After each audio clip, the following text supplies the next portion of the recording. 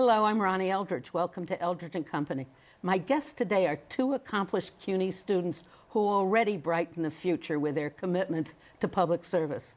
Jibreel Jalloh will graduate this month from Baruch College, and Claire Lynch is finishing her junior year in the Macaulay Honors Program at City College.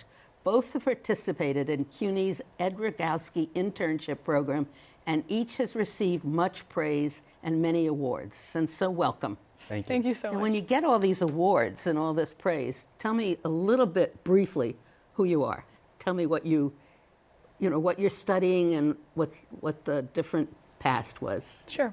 So I'm from New Rochelle, a suburb of New York City. I go to City College within the Macaulay Honors Program, and I'm a dual major in political science and Jewish studies right now, and I'm studying Spanish and Arabic. And I'm interested in pursuing migration, immigration, refugee studies with kind of an international security slant. And you won a big award recently. Yes, I won the Truman Scholarship this year, so I was one of two students picked from New York. That's so great, and that means what? It means that I get a $30,000 grant for graduate studies, which a lot of universities will match, which is really wonderful. A funded program, internship program in DC this summer after I graduate, as well as all of the wonderful connections in the network of the Truman family. It's fabulous, and you don't have to do it you have 5 years in between, so yes. You can think about it. Yeah, I can defer it a little while. That's great. And you? Jibreel, born and raised in Brooklyn. I'm at Baruch College right now. I'll be graduating this month, as you said, and I'm majoring in economics, minor in political science, and I was recently awarded a New York City Urban Fellowship. It's a 9-month fellowship program that puts you in either a mayoral office or a city agency, and you get to really get to learn how the city government works, how policies are implemented, how stakeholders interact with that implementation, and I'm really looking forward to it. That's very exciting, isn't it? Yeah. And it's very competitive. Yes, I actually recall being in the room. I was one of 2 non-Ivy students in the room, so there's a lot of high caliber schools. Many congratulations. So in the Rogowsky Internship Program, you've also worked in other levels of government. Yes, I have. Yeah. I've worked with Council Member Jamani Williams, State Assembly Member Charles Barron, and last summer I was with Congresswoman Yvette Clarke, and I'm going to cap that off with an internship this summer with Congressman Hakeem Jeffries. Oh, great. So I've been at all 3 levels. So that's very good to see all the different levels. Yeah, and put it all together. Yeah, the interpersonal analytical skills I've built up while seeing laws passed and budgets, bills signed and budgets passed.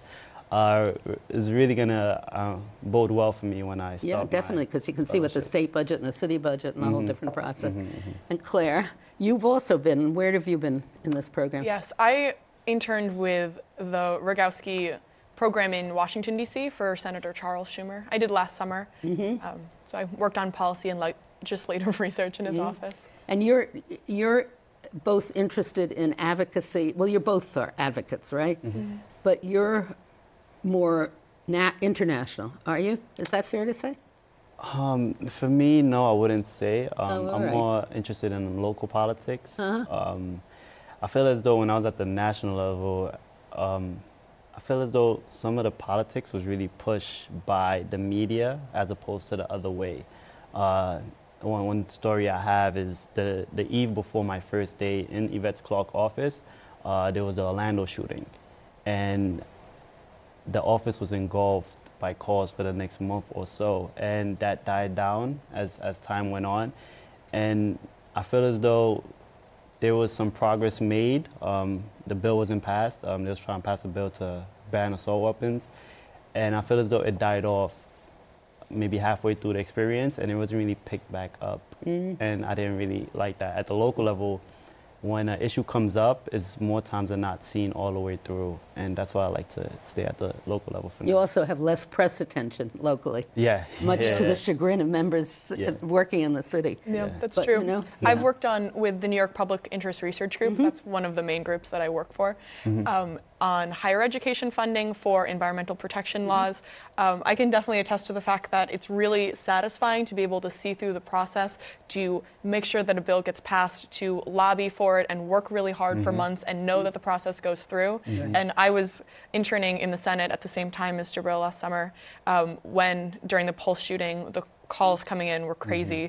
And in such a politically charged environment, you can really tell how much of it is politically based instead of policy based. And as a student of political science, it's interesting to see what is prioritized and what's caught up in the media. And I can definitely attest to the frustration to kind of in any way trying to advocate on a national level and the satisfaction you can get on a more local level in that way. I always thought City Hall is this nice little building in the middle of the people it rules or helps, and it used to be much easier to walk in. You just could walk in the steps and it was fine. I have to go all through this rigmarole. But there's something about being in the middle of the people that you're the governing body. It really is a difference. But there's also something really cynical about legislative and issue stuff and politics, because you have to be a really good tactician. I mean, a strategist, you know, because I think at least I found people weren't necessarily responding to what was, they were responding to what people think is, right? And I think we see that now, don't we? Yeah. With the president, who's managed to make anything that isn't complimentary fake news. Yeah, definitely. And the proliferation of untrue or slanted media throughout the election really, it exists because of the bubbles that we live in too. You know, if you check, if the only place you get your news is from Facebook, and you read the same articles that all of your like-minded friends read, on both sides of the aisle we do this, you know, and then there's never really any opportunity to have an actual conversation, to understand the bill as it is. We just understand our impressions of it through the networks that we exist in. And I think it's definitely gotten way worse and been accelerated through this past election cycle. Do you get your feelings, I mean, where do you get your news from? Well, I got a subscription to the New York Times. Oh, good. I try to read that. Do you read it online or in the paper? I read it on my phone. I have the app. I read as it on well. my phone too. Yeah, that's where I get most of my news from. It's not selling papers, but yeah. So what does that do to you when you read it on the phone or you do all these things? It's interesting to me. You know, I still read the paper. It's something about turning the pages and everything that's so great. But do you know people who disagree with you philosophically? I would say a few people at my school do disagree with me philosophically. I don't identify as a Republican nor a Democrat. Working with Assemblyman Charles Barron kind of had an impression on me. He was a Black Panther growing up, and I don't really necessarily like playing identity politics or trying to go for either the left or the right. I really try to look at issues from a factual standpoint. And right now, I don't want to identify as either or party.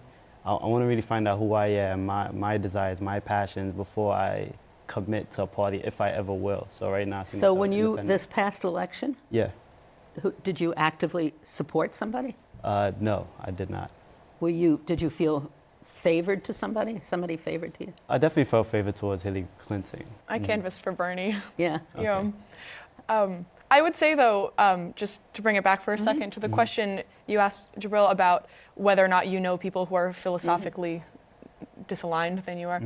I definitely do. City College itself is really a kind of a leftist hub, to be honest with you. And I do have friends on either side of the aisle, but I think a distinction that we don't usually make is the fact that we can have a conversation where we disagree about budget expenditures, where we disagree about a certain bill, a certain policy, the size of government. But I feel like there's this distinction that we don't make where if your politics disrespect my human rights, you know, my ability to survive, to get an education, to have access to healthcare, you know, I feel like that's on a different level, and that's not a pure philosophical difference. And I think that we conflate the two, you know, a difference about policy and a difference about a general understanding of, you know, humanity within our political sphere. And I think there is a distinction there. Do you tend to be more comfortable with a political party? I mean, I normally either vote Green or Democrat. I would consider myself more independently minded just because I'm not really comfortable with the current direction of the Democratic Party. I think that it's seated in a lot of money and a lot of its older tendencies and not really willing to change with the newer demographics that we have coming up.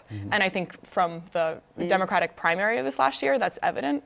But I do tend to vote more Democratic, I would say. If we had more time, I'd love to debate this with you, because I really got started in politics in a big way during the democratic reform movement many years ago in New York City when we were really fighting the machine in New York and the patronage and all of that. Yeah. And the importance of taking that fight within a party is what's really going to elect the next president. Because if you vote, you vote for the Green Party, you vote for this, you vote for that. The effort should be on I think, and the Democratic Party isn't doing it as far as I'm concerned, is recruiting young people into it and changing it. But unless we get into that fight, we're never going to change it. Yeah. And then we're not going to, we're going to have trouble electing. Anyway, we'll talk about that in another program, all right? Yeah, I agree with you. Yeah. I think that there need to be systemic changes within the Democratic Party in order to adjust to the new needs of this era and the new populations, the new demographics, instead of just shifting them outside of the party. So what do you think are the new needs? You think there are new needs? Well, me personally, I feel as though the system as a whole needs to be questioned. If you look at the issue of poverty, I don't believe poverty is even spoken upon as it needs to be by either party. There's a lot of issues that aren't addressed directly, whether it be Republican or Democrats, Green Party. And I really feel that the system as a whole needs to be looked at with a critical lens. Do you look at history at all? Time to time, I dabble. Because, that's, the Democratic Party used to be interested in poverty, right? Franklin Roosevelt was the most astonishing change in it, basically, I think. And then as you go along, we've had some very good representation that believed in poverty. Lyndon Johnson, unfortunately, he got mired into the Vietnam War, but the anti-poverty programs and the attempts to do that were very paramount in the parties, and now they're not. So the effort has to be bringing it back. Yeah, definitely. I think the trend towards more neoliberal economics and away from Keynesian economics, Keynesian that championed the New Deal reforms, championed the war on poverty. I think that the idea that capitalism and that the free market doesn't deserve regulation because it's pure in and of itself, that government intervention stops growth, all of these new neoliberal ideas are prominent not only in the Republican Party, but in the Democratic Party as well. And, this idealization of capitalism, and I'm all for capitalism as long as it's properly regulated in order to help people. I agree with you totally. So now you talked about, what were you going to say? I'm not necessarily a champion of capitalism. There's a lot of ills with capitalism that I don't agree with. The exploitation, we can go on. I feel like that's another program we could have on capitalism. I feel like with these two different parties being pushed by dark money, these big PACs, I think there needs to be a push toward, there needs to be another rise of a socialist-minded communal party that will push people more so over politics. And right now I feel like it's more politics over the people. It seems to me, if you look from it, and you guys, younger people can look at it from a position of, does this make sense? It just doesn't make sense, does it? This capitalist system with this great big, it doesn't. So how are we going to change it? That's the big question. Yeah. I think that, the first thing we can do, or the problem is that in this new presidency, we're not going even close to in that direction, and close to doing reforms to capitalism, to provide for a universal income, to provide for people living in poverty, job programs. We're not going anywhere in that direction. We're going in the opposite direction. We're taking back all the things that completely deregulating. Everything. Yeah, everything. Whether it's the environment or the internet or NYCHA housing, we're completely going in the wrong direction, I think, in any way to actually fight the root causes of income inequality, or even just put Band-Aids on them. It's the opposite direction. Look at the pass of the healthcare bill this past week. It's astonishing that you have a bill that's disguised as a healthcare bill. It's boasted as a healthcare bill, but it's really just a tax cut for the rich.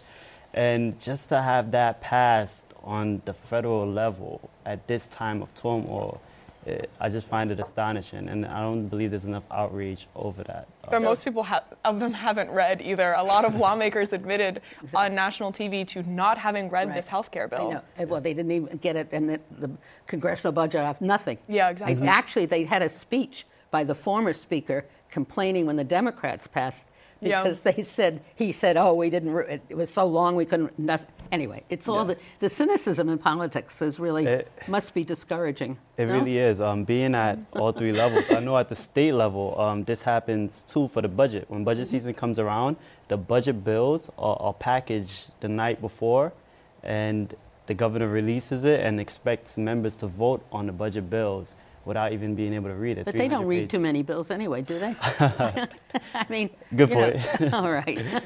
But that's why you have to get into it, right? Yeah. So, we were talking before about generations. Yeah. And you guys are millennials. Are you on the end of the millennial? I think we're right in the middle. I was born in '96, so I'm not sure. I don't remember. 94. So I think we're kind of in the middle. Yeah, I think anyone born after 2000 is not considered a millennial, but so we're definitely in the group. So what are the similarities? Are there a lot, or is it all a lot of illusion? I mean, like we were speaking about before, I think that there are 80 million millennials in this country, so I think to judge the millennial class with overgeneralizations is kind of absurd. We use our iPhones too much. We're so selfish, even though we pay 40 times the rate for tuition than a lot of our parents. I think that there's a lot of demonization of younger people, and I think it's really unhelpful and really unfair considering how hard people of our generation have to work just to make ends meet, considering our economic status and inflation, all of these things. And while wages are kept low, inflation rises. We're not in as easy of a place as we could be. If policy was directed better. So you like to work within the community and organize, but it's not just young people in the community, right? No, not at all. Yeah. So where do you take all this work? What do you organize for? For the government to respond to certain needs that you've identified? Yeah, I believe local politics is really where it's at, and you have to identify the issues. People just want to have a well-paying job. They want to have a food over their head. They want to have a roof over their head. They want to know that if they get sick and maybe lose their job, they're covered by their employer. I don't believe it's a radical idea to ensure that everybody has health care. I don't believe it's a radical idea to make sure everyone has somewhere to go at home.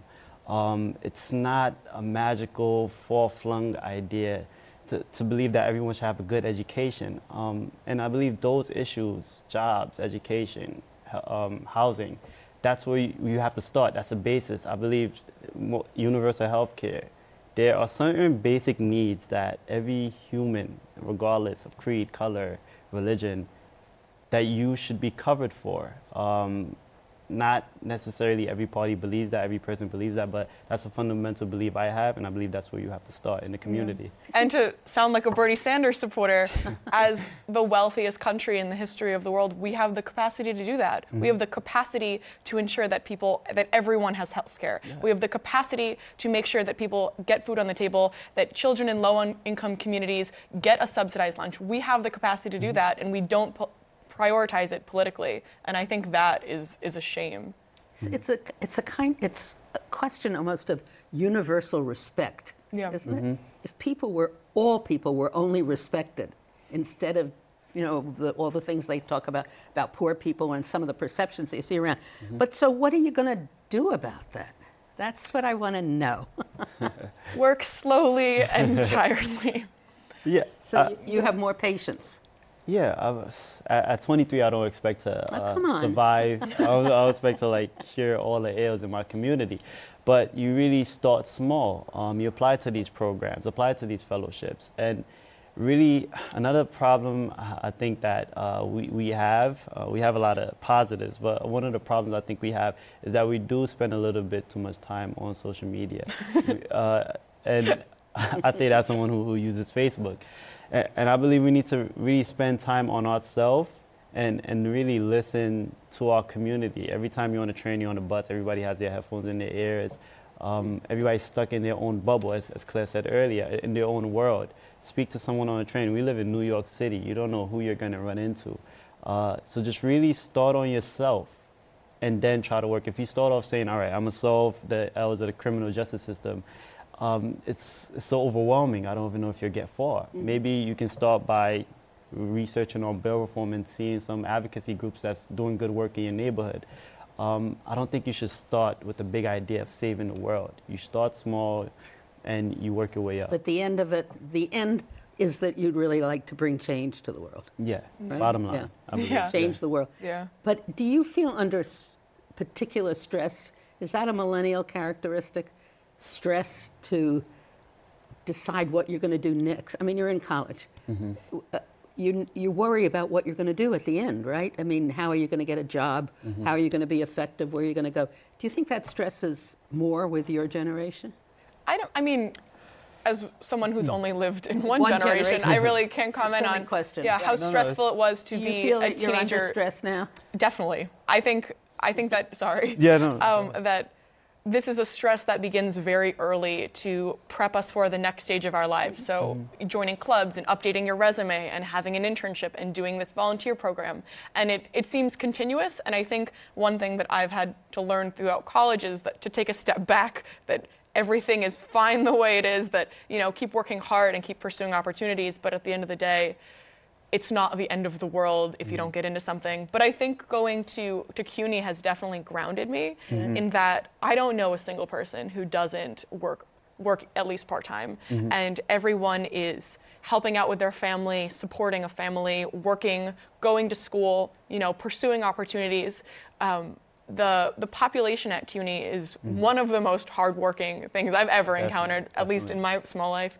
And I think it has given me perspective on the struggles that I face every day and has definitely grounded me as I pursue new ventures. Me, I don't necessarily feel stress.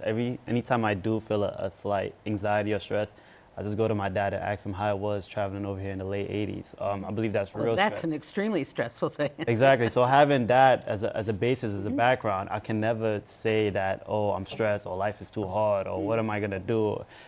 But you worry about the next thing you're going to pick, right? No, I wouldn't use the word worry. I'm excited when I'm excited when I apply to these prestigious It's a better attitude. Yeah, no, I really am. I remember prepping for the Urban Fellowship. A lot of people I told I was applying, they was like, I don't know about that, Jibreel. You don't have a great GPA, you don't go to a target school. But I'm excited to apply to these prestigious programs. I'm excited that once I'm accepted into these programs to pay it forward. I'm already speaking to some of my mentees about, all right, so how would you get your application together? What internship should you apply to set yourself up? And I wouldn't say I'm stressed. I'm excited anytime I see another milestone in my life coming. I know graduation is right around the corner, and I'm excited to see what's next. So I don't believe I'm Parents must be excited too. Yes, They must be very proud. Yes, they're very proud. Yes, they're very, hi, Mom, Dad. That's good. All right. We talked about that. So do you think that I'm coming back to generation. Well, your cohort, you know, all the people in the City University, do you think they are more understanding of each other?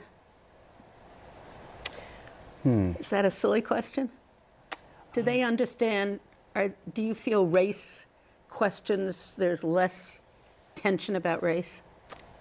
In my school in particular, so I go to Baruch College, one of the most diverse schools in the nation, and tension over racial issues, I don't believe that it's at a place where it is in other parts of the country. People are very welcoming at Baruch. Well, no matter if you're part of the Black Student Union or Jalloh, which is one of the Jewish clubs in my school, everybody really does co-sponsorships together. Everybody is really a communal place for the club area. But in terms of the regular student body, I don't see a lot of meshing between different students. My school is very competitive, so it's a business school. Most people want to be accountants or investment bankers. So the social issues, social ills is not really discussed at my school at that level among the general student body. So no, I don't believe there's it's more focused towards professionalism. Do you have a different experience? I would say yes. Yeah. City College, also one of the most diverse schools in the nation. I think anyone that goes to CUNY can kind of say that. Yeah. But as I was thinking about, you know, how to respond to this question, how City College lines up, I was brought back to some of the rallies and the protests and the speeches after Trump's election concerning being a sanctuary campus, concerning the undocumented population on campus. And there were lots of rallies, there were protests that we had. You look anywhere on campus, there are signs about, that what we stand for at City College, the fact that whether or not you came here without papers, you identify as LGBTQ, whatever your place, whatever your identity is, whatever your legal status is, that we welcome you. And there was this great speech by our interim president, President Vince Boudreau, on campus a couple months ago when he was confirming that we would be a sanctuary campus, that there were not going to be ICE agents allowed on campus. And he said that institutions exist for a reason, but when the institution is inherently wrong, then we all have an obligation to fight against it. And I think that's an incredible thing for someone as the leader of an institution to say. And I think it really speaks volumes about the community at City College. I would say that I can't really, as like a white person, wouldn't want to comment on race relations. But I would say that we do have more animosity between the major groups, between the engineers versus the humanities versus the architecture. It tends to be more cliquey like that as an overall theme. But I think following Trump's election, the banding together of a lot of the student body it was really remarkable and palpable on campus. Was the election not an issue? Well, not to my experience. I didn't really see much uprise around the city. Yes, of course, but not on campus in particular. Like I said, a lot of people in my school they come from humble beginnings. So when they're in school, they worry about the next. Not wasting a moment. Yeah, and nothing against organizing isn't wasting. That's right. We've come to the end of this program, and I'm so disappointed because I wanted to talk more. So I hope maybe we'll come back and do another section. And I wish you all, maybe you'll come back after the summer with your different experiences, all right? That'd be fun. That'd be cool. All right, and you can take time off from the city. I'll grant you that. Okay. Thank you so much. Thank you so much for Thank you having so us. much. Thank you. Appreciate it. Great. So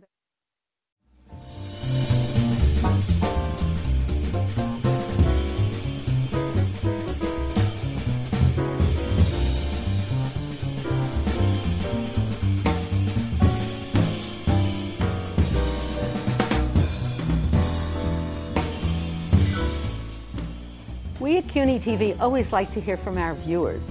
So if you have any subjects you'd like to explore or people you'd like to hear, please let us know. Write to us at CUNY TV, 365 Fifth Avenue, New York, New York, 10016, or go to our website, cuny.tv, and click on Contact Us. We look forward to hearing from you.